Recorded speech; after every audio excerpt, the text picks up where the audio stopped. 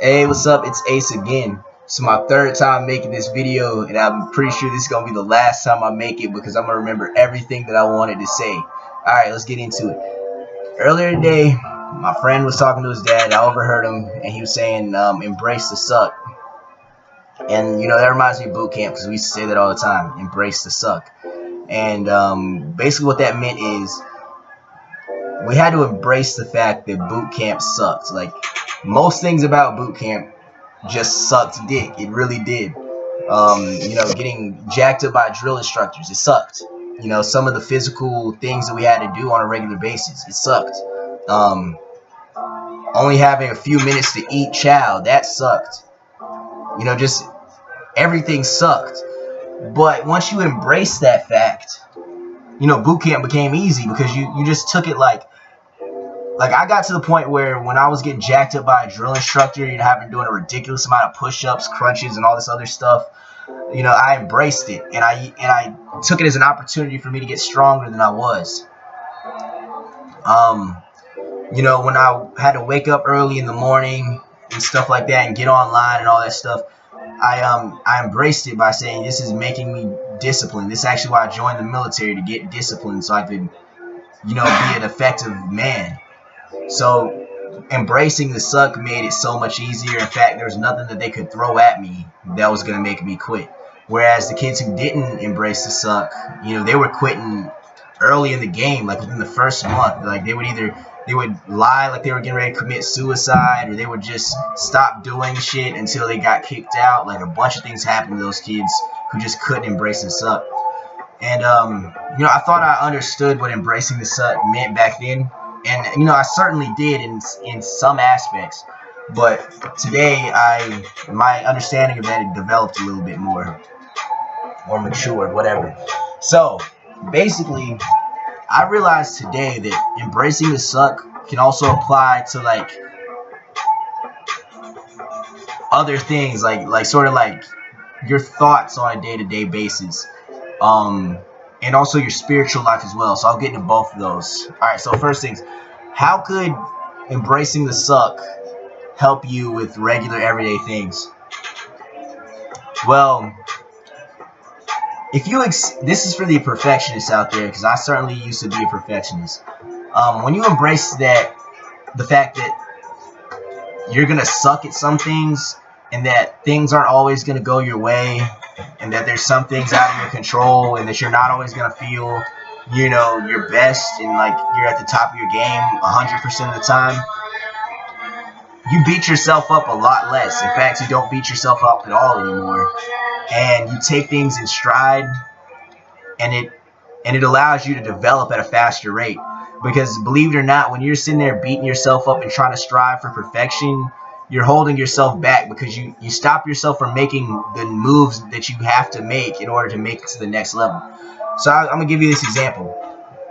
When I first started, practicing pickup artistry in college, I'm going to be real with you.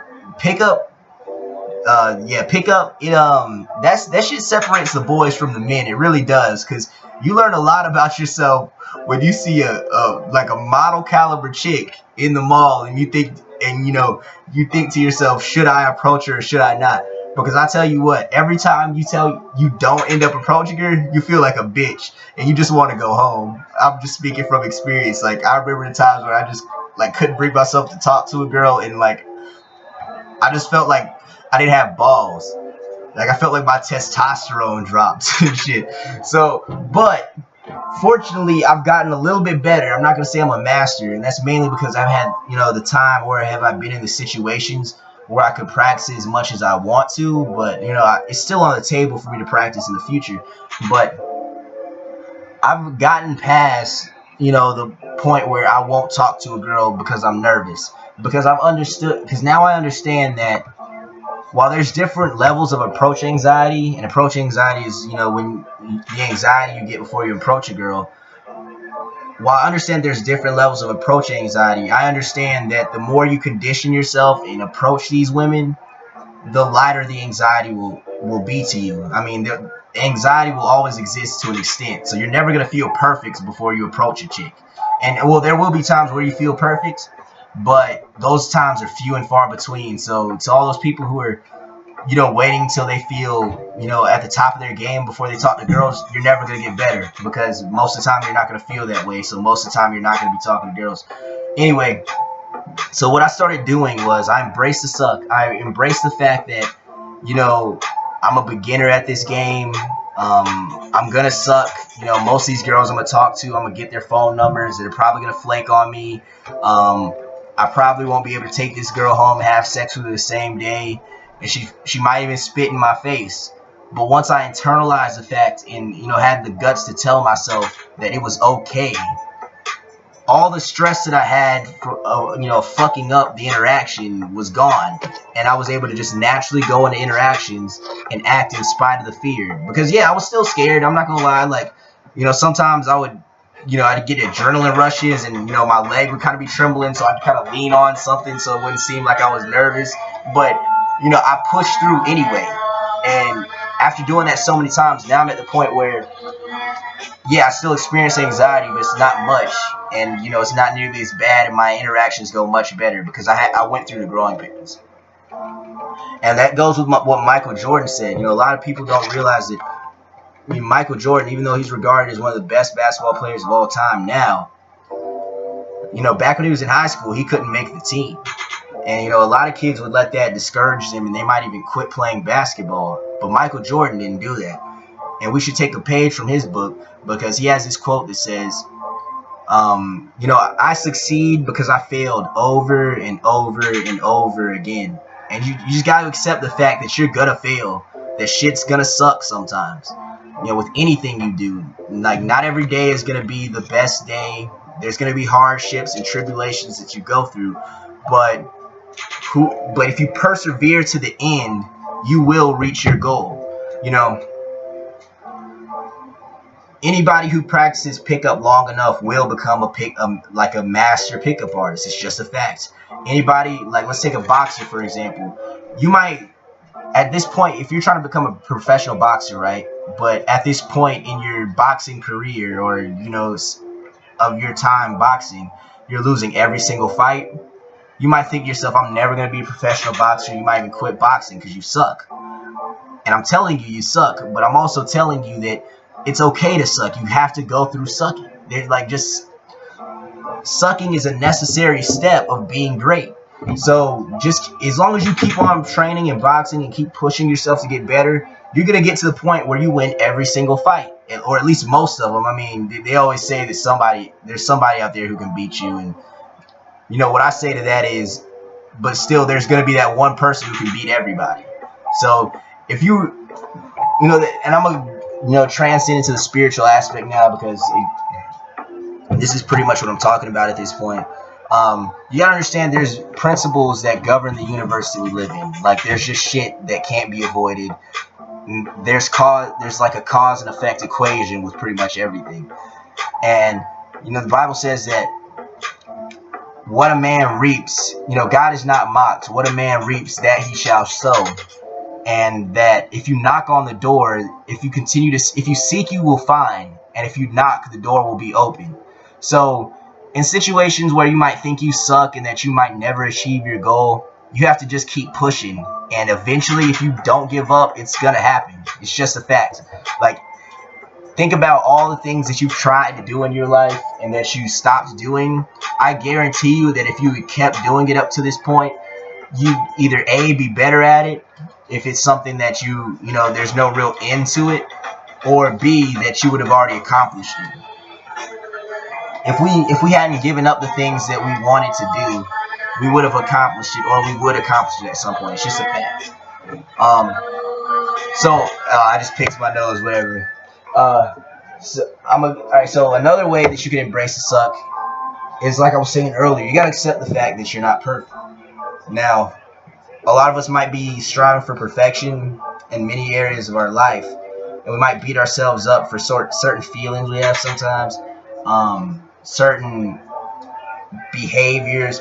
Like, for instance, I used to beat myself up a lot because, you know, I was thinking to myself, you know, you're so antisocial, you don't talk that much, you know, that's a bad thing. And you know, that was causing a bit of depression for me at one point in time. But now I just embrace the fact and I accept myself for what I am. Like, I'm not antisocial. Just the fact is, I'm not that talkative. Like, I'll talk sometimes, but I'm just not the kind of person who's like always talking, and that's okay. Like, there's no problem with that at all. Back when, you know, I was striving to be like ultra confident, there'd still be times where, you know, I would have feelings of shyness. Well, not really shyness, but like I've got this tendency, for some reason, I can't like look somebody in the eyes the entire time I'm talking, and that's just because like it causes me to lose my train of thought. And then, you know, that sort of has something to do with the fact that, you know, I have a hard time concentrating as it is, and so like my focus will switch to their eyes instead of what I'm saying. So it's hard for me to like look you dead in the eyes the entire time I'm talking. So what I do is, you know, I'll say a few words, look at you, say a few words, look at you, and it helps me, you know, keep my train of thought. And, you know, there's a point in time where I was like, you know, that's bitch-made behavior. You know, like, real men can look people dead in their eyes the entire time they're talking without looking away. But now I'm at the point where I'm like, it's not that I'm a bitch because I can't do that. The fact is, I just have a hard time concentrating when I'm staring at a motherfucker. I need to stop cussing. When I'm staring at somebody in their face the entire time I'm speaking, like, I just start stuttering and stuff. So I have to look away. Does that mean that I'm scared of this person? Not at all. It helps me speak more distinctly when I'm getting to look away every few seconds. There's no problem with that. You got to accept yourself for where you are at every stage of the game. And you got to understand that the feelings of doubt and, you know, the crappy feelings, the crappy situations that happen in your life, God is using them to mold you into the man that he wants you to, or woman that he wants you to be. So you need to understand that, you know, that's another principle that governs the universe. God chastises those he loves. Don't resent his chastisement. So, like, just accept the fact that there's going to be rough times, and understand that it's those rough times that define you and make you into the person you want to be. That's just straight up. I'm going to give you one more example, and then I got to end this video because I only have like 2.5 minutes left. So, one of the biggest ways I learned this lesson is as I was hypnotizing myself. You know, in the beginning, I was reading the scripts and stuff. Like, let's say, for example, I read something that said, you feel totally relaxed, or I feel totally relaxed. There'd be a voice in my head that would say, no, you don't. And basically, this voice would contradict every single thing I said. And it got so bad that I would never get hypnotized because I couldn't just let go and let it happen. But over time, as I continued hypnotizing myself, I realized that to an extent, that voice is always going to be there. Like, there's always going to be voices of doubt, whether externally or internally. But you have to be able to act in spite of them. Because that's what I was doing with pickup. Like, yeah, sure, I was still sort of scared to, like, approach girls, but I learned how to act in spite of the fear. With hypnosis, even though I was hearing voices in my head telling me that, you know, this is bullshit, this doesn't even work, my desire to make it work was greater than how much I cared about what was being said in my head. So I would just push towards the goal, and as a result, I would get hypnotized and it would work. It's just the way it is. You know, you will experience strife, tribulation, and bad times, but whoever endures to the end, he will be saved. Now, that's speaking spiritually about, you know, like the end of, you know, the last days and stuff, but that can be applied to anything.